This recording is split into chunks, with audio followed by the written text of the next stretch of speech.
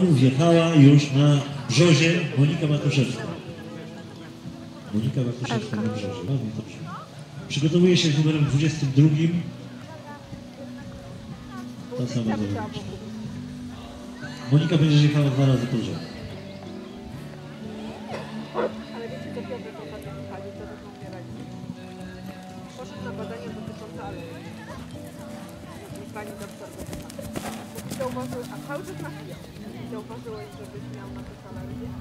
On mówi, jedyne co zauważyłam, to że mam alergię na szkołę i zadania domowe. I bardzo bym prosił, żeby mi na to wyszło. Więc nie ma na nic alergii. I pani doktor mówi, wiesz co, na nic nie masz alergii, poza szkołą i zadaniami domowe. Ja myślałam, że zejdę. To więc on, jak do tego było mowa, no. Próbowałem ostatnio wino. Babcia i rękę, no właśnie, niosło jaja. Bo mówię, kurczę, pani drodze komunina, to się nie uda. On gdzieś pociągnął pod szkołę i pani doktor właśnie to znajdzie.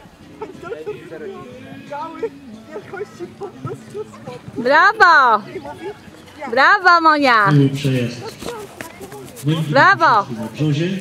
Nie powiem, że I to był pierwszy przejazd, za chwilę